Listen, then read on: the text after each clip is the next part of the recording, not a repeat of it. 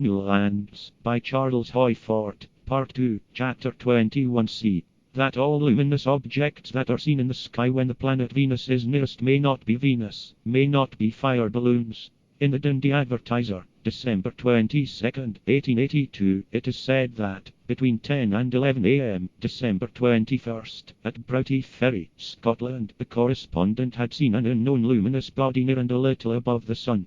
In the Advertiser, December 25th, is published a letter from someone who says that this object had been seen at Dundee, also, that quite certainly it was the planet Venus and no other.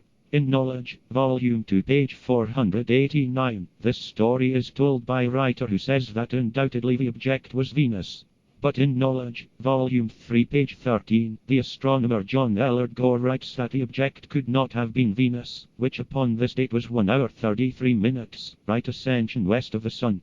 The observation is reviewed in L'Astronomie, 1883, page 109. Here it is said that the position of Mercury accorded better.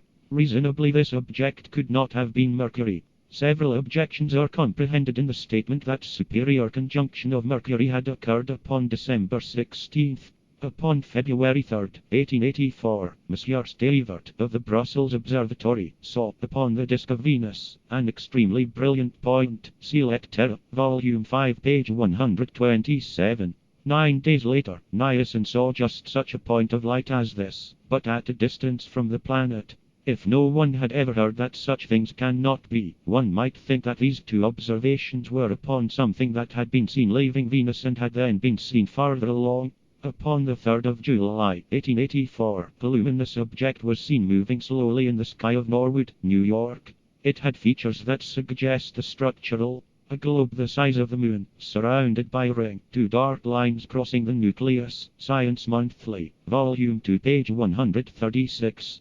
Upon the 26th of July, 1884, a luminous globe, size of the moon, was seen at Cologne. It seemed to be moving upward from this Earth, then was stationary some minutes, and then continued upward until it disappeared. Nature, Volume 30, page 360. And in the English Mechanic, Volume 40, page 130, it is not said that a luminous vessel that had sailed out from Venus in February, visiting this Earth, where it was seen in several places, was seen upon its return to the planet, but it is said that an observer in Rochester, New York, had, upon August 17th, seen a brilliant point upon Venus.